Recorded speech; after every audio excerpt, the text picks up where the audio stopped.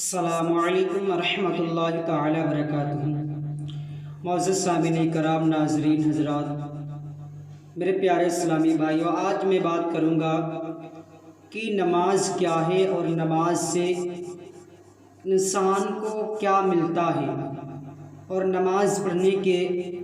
کیا کیا فائدے ہیں۔ تو غور سے سنیے میرے پیارے اسلامی بھائیوں، نماز بہت اہم عبادت، کیونکہ اللہ تعالیٰ کا فرمان، اللہ تعالیٰ قرآن پاک میں ارشاد فرماتا ہے وَأَقِیمُوا الصَّلَاةَ وَآتُوا الزَّکَاةَ، یعنی نماز قائم رکھو اور زکوٰۃ دو۔ ترجمہ کنز الایمان۔ سرکار اعلیٰ حضرت امام محمد رضا خان فاضل بریلوی رضی اللہ تعالی عنہ ارشاد فرماتے ہیں، یا رسول اللہ، سرور کہوں کہ مالک مولا کہوں تجھے،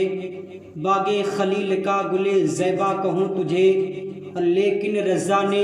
ختم سخن اس پہ کر دیا، خالق کا بندہ خلق کا آقا کہوں تجھے۔ غور سے سنو میرے پیارے اسلامی بھائیوں کہ نماز کیا ہے اور نماز سے انسان کو کیا کیا حاصل ہوتا ہے۔ نماز میرے پیارے حبیب آقا کریم صلی اللہ علیہ وسلم کی آنکھوں کی ٹھنڈک ہے، اور جس نے نماز کو قائم رکھا اس نے پیارے حبیب آقا کریم صلی اللہ علیہ وسلم کی آنکھوں کو ٹھنڈک پہنچایا، اور جس نے نماز کو ترک کیا، جس نے نماز کو چھوڑ دیا، اس نے میرے رسول آقا کریم صلی اللہ علیہ وسلم کو تکلیف دی۔ تو تکلیف دینے والا اور نماز چھوڑنے والا بہت ہی بڑا گنہگار ہے۔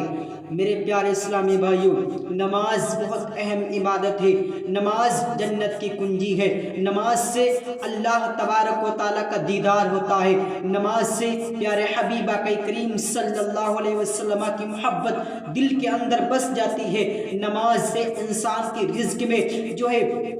برکتیں ہوتی ہے۔ نماز اگر بندہ پڑھتا ہے تو اللہ تبارک و تعالیٰ اس کی کمائی میں بھی کثیر برکتیں عطا فرماتا ہے، کیونکہ نماز بہت اہم عبادت ہے۔ اگر بات کی جائے نماز کے بارے میں تو میرے پیارے اسلامی بھائی غور سے سنیے، جیسا کہ اگر کوئی بندہ فجر کی نماز ادا کرنے کے بعد اسی کے درمیان جب ظہر کا وقت ہو جائے اور وہ ظہر کی نماز ادا کر لے تو اللہ تبارک و تعالیٰ جو اس نماز کے درمیان میں گناہ ہوئے انہیں اللہ رب العزت وحدہ لا شریک پاک پروردگار عالم معاف فرما دے گا۔ پھر ظہر کی نماز ادا کرنے کے بعد اسی کے درمیان عصر کا وقت آ گیا اور اس نے عصر کی نماز ادا کر لی، اس کے درمیان جو گناہ ہوئے اللہ تبارک و تعالیٰ ان گناہوں کو معاف فرما دیتا ہے۔ غور سے سنو اس مقام پر میرے پیارے اسلامی بھائیوں، پھر اس نے مغرب کا وقت آیا، مغرب کا وقت آنے کے بعد اسی کے وقت مغرب کی نماز ادا کر لی، مسلسل بندہ 5 وقت کی نماز ادا کر لے، ان 5 وقت کی نمازوں کے درمیان جو گناہ ہوگی اللہ رب العزت وحدہ لا شریک پاک پروردگار عالم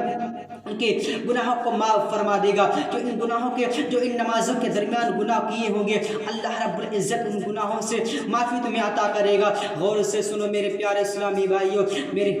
بہت ہی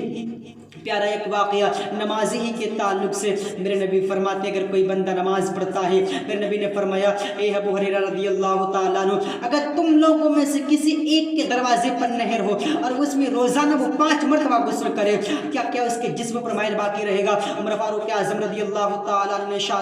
نے عرض کیا یا رسول اللہ علیہ الصلوۃ والسلام، میرے ماں باپ آپ پر قربان، یا رسول اللہ اگر کوئی بندہ 5 وقت کی نماز ادا کر لے گا تو اس کے جسم پر کوئی مائل باقی نہ رہے گا، وہ صاف اور ستھرا ہو جائے گا۔ میرے نبی فرماتے ہیں یہ 5 وقت کی نمازوں کی مثال ہے، اگر کوئی بندہ 5 وقت کی نماز ادا کر لے گا تو اللہ تبارک و تعالیٰ اس کے تمام گناہوں کو معاف فرما دے گا، وہ تمام گناہوں سے پاک و صاف ہو جائے گا۔ تو میرے پیارے اسلامی بھائیوں، جب تک جسم کے اندر جان باقی رہے تب تک نماز پڑھو، اور مسجد کی طرف آؤ نماز کے لیے،